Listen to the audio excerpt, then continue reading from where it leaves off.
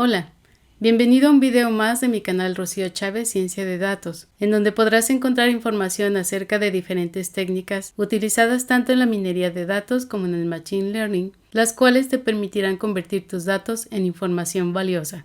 En la descripción del video te dejo el link en donde puedes encontrar los archivos que voy analizando, por si quieres llevar a cabo todos los pasos en tu computadora. Si todavía no te has suscrito al canal, te invito a que lo hagas y a que presiones la campanita para que YouTube te avise cuando suba un video nuevo. En este video te platicaré acerca de un modelo predictivo perteneciente al área de Machine Learning llamado árboles de decisión. El día de hoy lo utilizaremos para predecir una variable categórica, por lo que construiremos un árbol de decisión de clasificación. Utilizaré el lenguaje R para mostrarte no solamente cómo puedes construir el árbol, sino también cómo determinar la precisión del mismo, así como introducir valores nuevos sobre los cuales llevar a cabo la predicción y guardar los resultados en tu computadora. Comenzaremos indicando el directorio en el que estamos trabajando.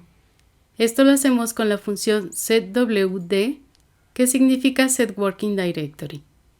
Es importante notar que las diagonales que se utilizan dentro del paréntesis son diagonales normales, no diagonales invertidas como las que se utilizan en el explorador de Windows. Con la función read.csv leemos el archivo en el que tenemos la información a analizar. Los parámetros que estamos utilizando en esta función son file para indicarle cuál es el nombre del archivo incluyendo la extensión .csv. No olvides ponerlo entre comillas. Header igual a true para indicarle que mi archivo tiene encabezados. Sep igual a coma para indicarle que los valores se encuentran separados mediante comas. Dec igual a punto para indicarle que los decimales se encuentran representados por medio de un punto. Y coloco además row.names igual a 1 debido a que quiero que la primera columna del archivo me la deje como los nombres de las filas. Esta información la guardamos en un objeto al que llamaremos pacientes. Voy a dar dos clics sobre pacientes en la pestaña Environment para que veamos la información del archivo que acabamos de leer. Como puedes ver, es un archivo que contiene información acerca de personas a las cuales les fueron tomados sus niveles de glucosa, triglicéridos y de presión arterial, entre otras cosas. Y en la columna enfermedad se fue registrando si cada una de estas personas padecía una determinada enfermedad o no. Vamos ahora a ver que las variables se hayan cargado de manera correcta. Esto lo hacemos con la función structure o str. Y vemos que se trata de un data frame, que la variable enfermedad es de tipo factor, es decir, que es categórica y tiene dos niveles, no y sí, y que las demás variables son de tipo entero, lo cual es correcto, por lo que ya estamos listos para comenzar con la creación del árbol de decisión. Siempre que utilizamos un modelo predictivo, necesitamos dividir los datos en dos partes, una de entrenamiento y otra de prueba. La parte de entrenamiento la utilizaremos para crear el modelo y la de prueba para ver qué tan bueno es este. Por lo general se utiliza un 75 u 80% de los datos para el entrenamiento y un 25 o 20% de los mismos para llevar a cabo la prueba. Yo voy a tomar aproximadamente el 75% de los datos para el entrenamiento y el resto para obtener la precisión del modelo. Para dividir la información en dos, generaremos un conjunto de 750 números creados aleatoriamente, los cuales tendrán un valor entre 1 y 985, ya que mi archivo contiene 985 filas. Estos 750 números los guardaremos en un objeto al que llamaremos filas para entrenar. Ahora que ya tenemos los números de filas que utilizaremos para crear el archivo de entrenamiento, vamos a filtrar la información del archivo original para traer solamente dichas filas. Esto lo hacemos colocando el nombre del data frame que contiene el total de la información y colocando el objeto que contiene los números de filas para entrenar en la posición de las filas, una coma y dejando un espacio en blanco en la posición de las columnas para que incluya todas las columnas. A este archivo lo llamaré archivo entrenamiento. Para crear el archivo de prueba simplemente coloco un signo menos antes del objeto filas para entrenar para que me traiga las 235 filas restantes, con las que crearemos el archivo de prueba. Una vez que tenemos nuestros dos archivos listos, cargamos en memoria la librería rpart. Si todavía no la tienes instalada en tu máquina, puedes instalarla colocando el comando install.packages rpart y dependencies igual a true como se muestra aquí. Con la función rpart vamos a crear el modelo predictivo. Dentro del paréntesis de la función, colocamos el nombre de la variable en donde se encuentra etiquetado cada uno de los individuos como enfermo con un sí o con un no, es decir, si presenta o no la enfermedad. Después del nombre de la variable a predecir, que en este caso es enfermedad, colocamos una tilde seguida de un punto. Con esto le indicamos que todas las demás variables son las variables predictoras. Colocamos una coma y con el parámetro data igual archivo entrenamiento le indicamos en dónde se encuentran los datos que utilizará para crear el modelo, al cual llamaremos árbol enfermedad. Con la librería rpartplot vamos a crear el gráfico del árbol de decisión. Para graficar el árbol utilizamos la función rpartplot, indicándole en dónde se encuentra la información a graficar, es decir, el modelo que obtuvo con la función rpart. El tipo de árbol que queremos que nos muestre, yo le estoy pidiendo que me muestre la información con un árbol tipo 2, que es el que a mí me parece que está más bonito y fácil de comprender. Y el parámetro extra igual a 104 que se utiliza cuando se tienen árboles binarios, es decir, que cada uno de sus nodos tiene solamente 2 ramas. Aquí debo hacer una aclaración importante, y es que muy probablemente tú vas a obtener un árbol diferente al que yo estoy obteniendo, ya que los números de fila que generes aleatoriamente serán diferentes a los que yo obtuve al aplicar la función sample. Una vez aclarado este punto, vamos a ver qué información contiene el árbol de decisión y cómo se utilizaría para determinar si un individuo nuevo podría estar presentando la enfermedad o no. En el nodo que se encuentra en la parte superior tenemos la primera pregunta a responder, que es: ¿la variable cinta alta tiene un valor igual a 0? Es decir, si la cintura del paciente mide menos que un valor considerado como grande. Si la respuesta es sí, entonces nos vamos por la rama izquierda y preguntamos: ¿la variable hyperglue es igual a 0? Si la respuesta es sí, nos vamos por la rama izquierda y etiquetamos al paciente con un no. No tiene la enfermedad. Ahora bien, ¿qué precisión tiene específicamente esta respuesta? Esa información la encontramos en la línea que aparece debajo del no. El número de la izquierda es la precisión con la que el árbol predice la clase no, y el número de la derecha es la precisión con la que el modelo predice la clase sí. Esto aplica para todos los nodos. Las cifras de la izquierda corresponden a la clase no y las de la derecha a la clase sí. La tercera línea que se muestra en cada nodo corresponde al porcentaje de individuos que tienen las mismas características. En este caso, aquellos con un valor igual a 0 en las variables cinta alta e hyperglue. Vamos a ver en Excel el archivo que se utilizó para entrenar este árbol. Llevaremos a cabo los filtros de estas dos variables y sabremos cómo es que se calculan las precisiones del nodo que estamos analizando, que es el que se encuentra en la primera rama. Después haremos lo mismo con la penúltima rama, que es una de las que tiene una precisión igual a 1 para la clase sí. Voy a guardar el archivo de entrenamiento en mi computadora para poder abrirlo en Excel y filtrar la información. El primer dato que necesitamos conocer para calcular la precisión en cada nodo es la cantidad de individuos etiquetados con un no o con un sí en la columna enfermedad.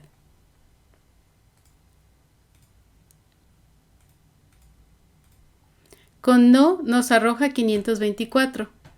El resto será los que tienen sí.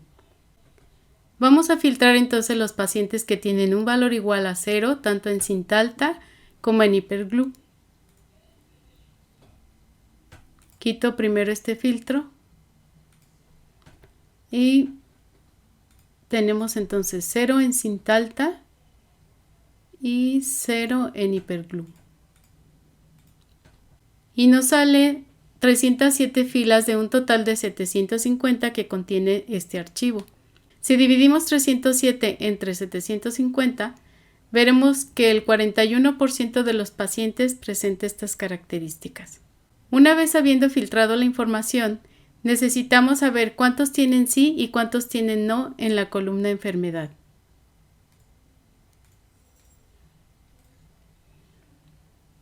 $301 de los 307 contienen la palabra no en la columna enfermedad.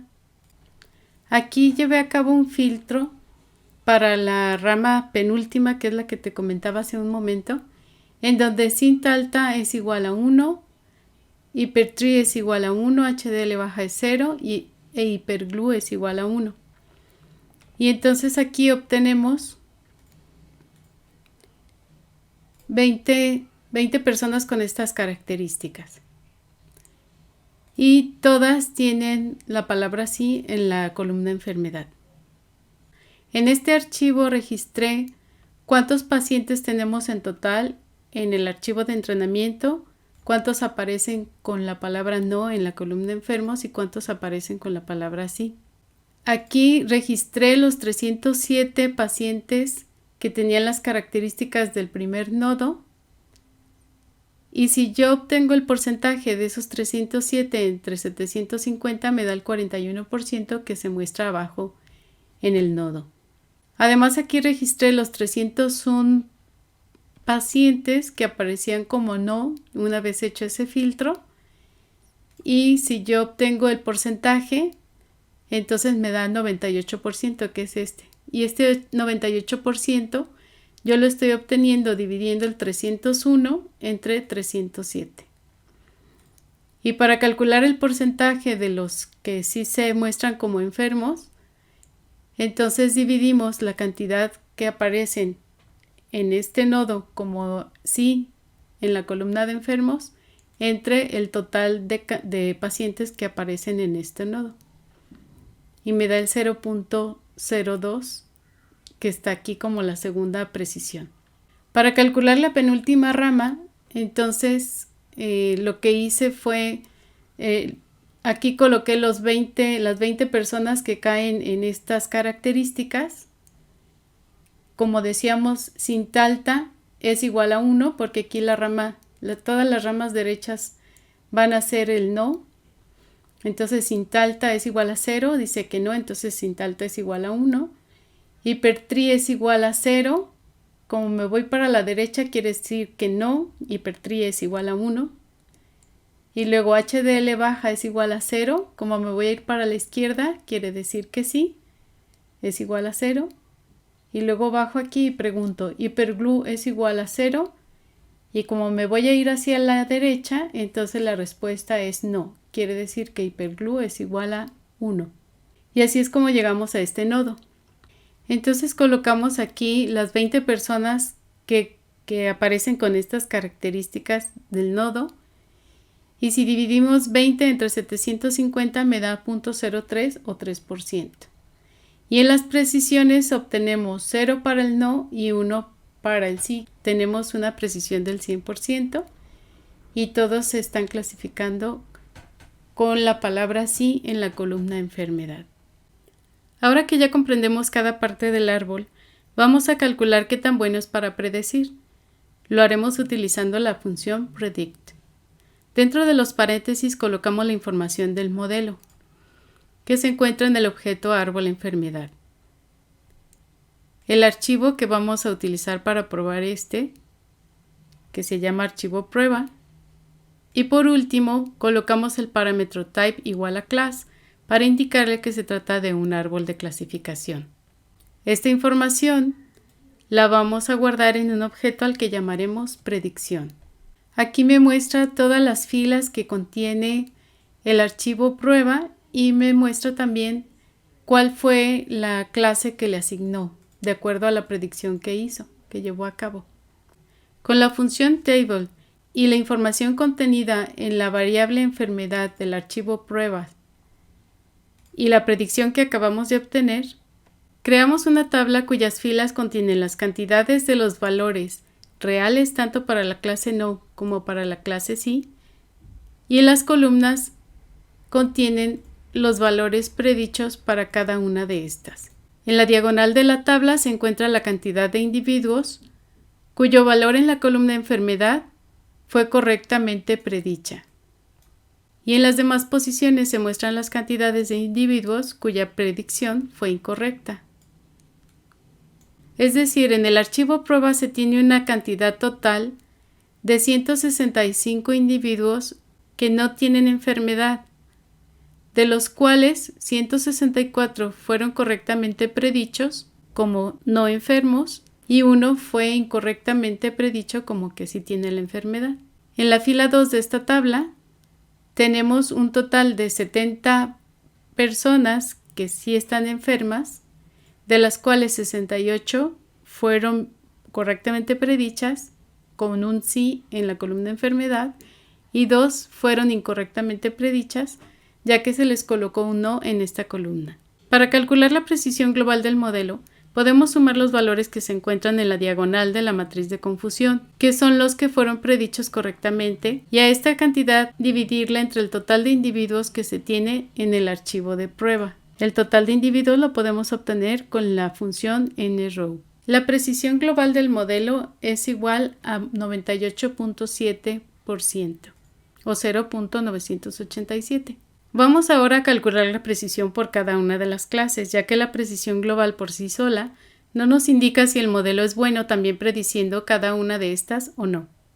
Para calcular la precisión con la que predice la clase de los no enfermos, dividimos la cantidad de los pacientes que predijo correctamente como no enfermos, los cuales se encuentran en la posición 1,1 de la matriz de confusión, entre el total de pacientes que realmente no presentan la enfermedad.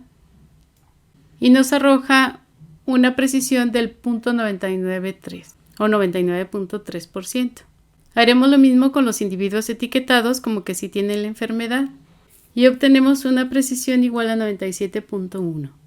Por último, vamos a cargar información nueva de pacientes de los que desconocemos si presentan o no la enfermedad. Esta información se encuentra en un archivo llamado pacientes nuevos y la vamos a guardar en una variable que se llame así, pacientes nuevos. Daré 2 clics en el objeto pacientes nuevos para ver lo que contiene. Este archivo contiene 3 filas y 10 columnas. Como puedes observar, no contiene la columna llamada enfermedad. Esta columna la crearemos una vez que apliquemos el modelo del árbol de decisión a estos nuevos pacientes. Para llevar a cabo la predicción hacemos exactamente lo mismo que hicimos con el archivo de prueba. Utilizamos la función predict con el modelo árbol enfermedad, pero ahora en lugar de pasarle el archivo prueba, le pasaremos el archivo pacientes nuevos.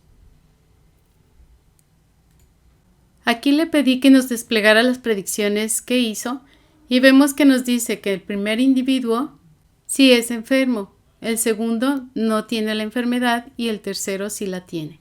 Si queremos llevarnos esta información a nuestra computadora, agregamos las predicciones que obtuvimos al archivo que contiene los pacientes nuevos, utilizando la función cbind, que es para unir columnas. Le pido que me muestre la información y ya quedó cada uno de los pacientes con su valor predicho. Si queremos cambiar el nombre de la columna de predicción nuevos a enfermedad, entonces utilizamos la función callNames aplicada sobre el archivo pacientes predichos y después de cerrar el paréntesis de la función callNames, indicamos entre corchetes el número de la columna a la que le queremos cambiar el nombre y entre comillas indicamos el nombre que queremos que le coloque, en este caso enfermedad. Y vemos que ya nos cambió el nombre de la columna.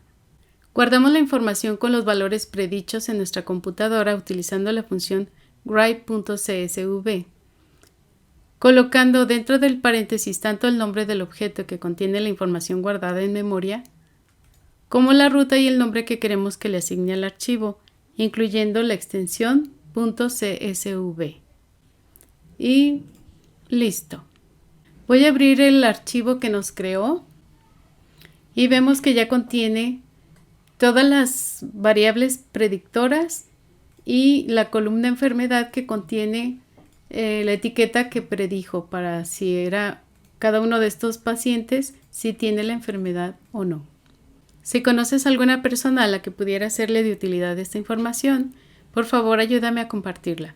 Si estás interesado en adquirir alguno de mis cursos en línea, Puedes consultar la información al respecto en mi página web Aprende Ciencia de Datos con Rocío Chávez, misma que se encuentra en rociochavezml.com. Nos vemos en el próximo video.